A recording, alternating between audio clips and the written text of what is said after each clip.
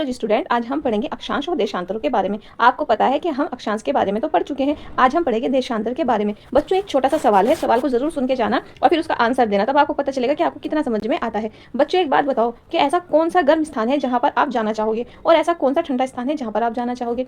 तो बेटा, ऐसा गर्म स्थान जहाँ पर आप जाना चाहोगे वह राजस्थान है और ऐसा ठंडा स्थान जहाँ पर आप जाना चाहोगे उसको हम कश्मीर मान लेते हैं। तो एक जगह पर गर्मी और एक जगह पर सर्दी है, तो इसके बारे में हमें कौन बताता है? देशांतर बताते हैं। एक और क्वेश्चन बताओ बेटा कि मुझे कि एक ऐसा स्थान बताओ जहाँ 24 घंटे दिन रहता है, रात नहीं होती है। सोचो दिमाग पर।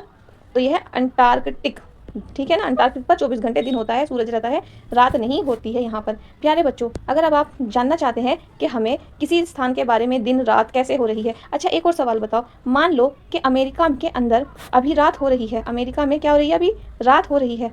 तो ब्राज़ील में क्या हो रहा होगा? अमेरिका में, सॉरी ब्राज़ील कह रही हूँ, मान लो अमेरिका में अभी रात है, क्या है?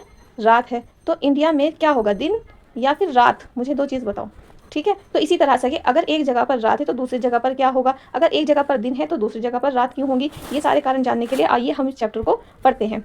प्यारे बच्चों, सबसे पहले तो देशांतर क्या है। यहाँ पर आप जान लो कि देशांतर होते क्या है और उन्हें क्यों पढ़ा जाता है। किसी स्थान की स्थिति को बताने के लिए उस स्थान के अक्षांश के अतिरिक्त कुछ और जानकारियों की आवश्यकता भी होती है, ठीक है। यानी किसी स्थान की स्थिति को बताते हैं देशांतर। आप देख सकते हैं कि प्रशांत महासागर में स्थित टोंगा द्वीप और हिंद महासागर, देखो प्रशांत महासागर और हिंद महासागर कहाँ है? हिंद महासागर भारत में स्थित मॉरिशस द्वीप एक ही अक्षांश 20 डिग्री दक्षिणी अक्षांश पर स्थित है, ठीक है। और उनकी सही स्थिति जानने के लिए यह पता करना आवश्यक हो जाता है कि उत्तर ध्रुव को दक्षिण ध्रुव से जोड़ने वाली संदर्भ रेखा से सूर्य या पश्चिम की ओर इन स्थानों की दूरी कितनी है। यानी ये स्थान, एक स्थान से दूसरे स्थान की दूरी कितनी है, ये जानने के लिए हम अक्षांश और देशांतर का पता लगाते हैं, ठीक है ना। पश्चिम की ओर दूरी कितनी है, इन संदर्भ रेखाओं को देशांतरीय रेखा कहा जाता है। तो सबसे पहले आपको ये भी पता होना चाहिए देशांतरीय रेखा किन्हें कहा जाता है। प्यारे बच्चों, यहाँ देखो, देशांतरीय रेखा यानी क्या कहते हैं? देशांतर याम्योत्तर कहते हैं। प्यारे बच्चों, तथा उनके बीच की दूरी को देशांतरों के अंशों में मापा जाता है।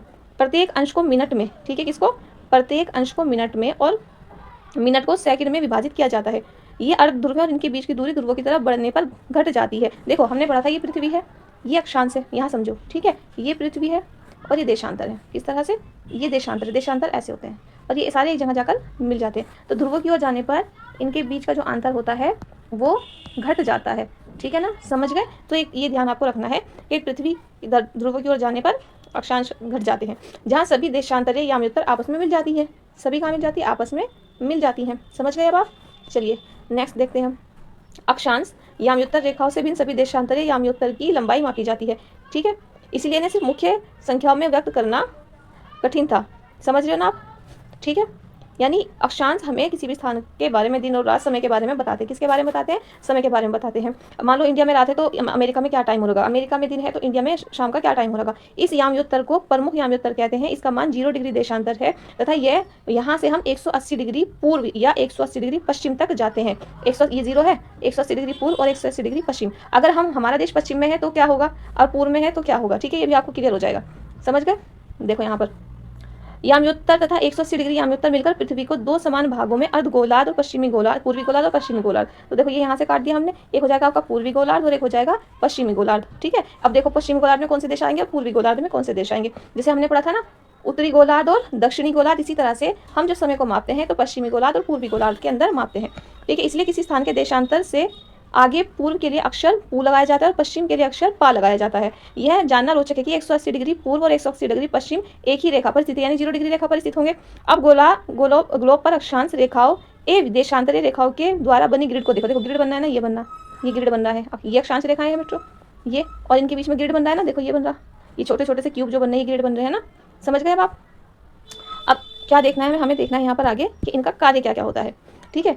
अब ग्लोब पर इनको देख लिया, ये ग्रिड बना रही है। आपको किसी स्थान का अक्षांश और देशांतर की सही जानकारी तो ग्लोब पर आप उस स्थान का पता लगा सकते हैं कि उदाहरण के लिए असम में दुबरी जो है, एक सेकंड, ये क्या है? दुबरी 26 डिग्री उत्तरी अक्षांश और 90 डिग्री पूर्वी देशांतर पर स्थित है। यानी असम का जो एक क्षेत्र है धुबरी, वह 26 डिग्री तो उत्तरी अक्षांश पर और 90 डिग्री पूर्वी देशांतर पर स्थित है। उस बिंदु को देखें जहाँ ये दोनों रेखाएं एक दूसरे को काटती है, यह बिंदु धुबरी कहलाती है। तो यहाँ पर हम देख लेते हैं, ठीक है। पश्चिम में ये कितना है? 26, तो 26 और 90, तो यहाँ के आसपास होगा, ये यहाँ है ना, यहाँ होगा, ये 20 है, उत्तरी है ना, उत्तरी बोला है। और अक्षांश बोला है पूर्व में बोला है 90 डिग्री, तो पूर्व में 90 डिग्री यहाँ पर है। एक मिनट में क्लियर कर लेती हूँ, चलो ये बाद में समझेंगे बच्चों। इसको मैं आपको एक अलग एग्जाम्पल से समझाऊंगी, ठीक है ना। इसको समझने के लिए कागज मोड़ी ये आपको करना है सारी चीज़ें। अब देखते हैं यहाँ पर देशांतर पहला बच्चों क्या बताता है, देशांतर बताता है आपको समय।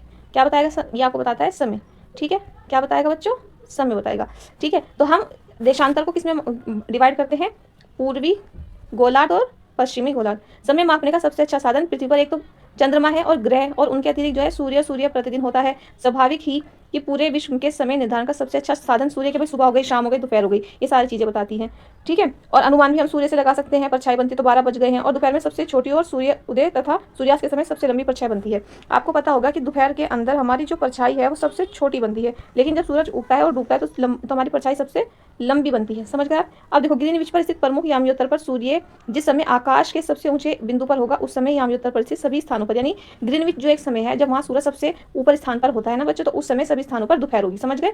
सभी स्थानों पर क्या होती है, दोपहर होती है जब ग्रीनविच समय पर ये सूर्य सबसे ऊपर होता है। चूंकि पृथ्वी पश्चिम से पूर्व की ओर चक्कर लगाती है और अंत में स्थान जो ग्रीनविच के पूर्व में है उनका समय ग्रीनविच समय से आगे।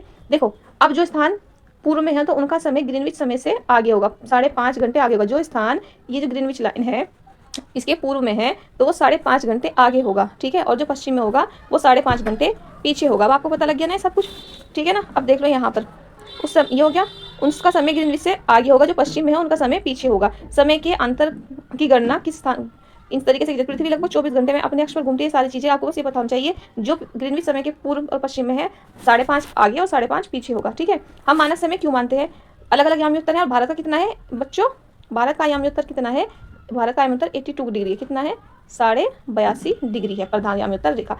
तो मैं आशा करती हूँ कि आपको ये अच्छे से समझ में आ गया होगा, ठीक है ना ये चैप्टर। और अब हम करेंगे इसके अभ्यास प्रश्न नेक्स्ट क्लास में। तो तब तक के लिए बच्चों आप वीडियोस को लाइक कीजिए और चैनल को सब्सक्राइब कीजिए, तभी आपको समझ में आएगा अच्छे से पढ़ने में। थैंक यू प्यारे बच्चों।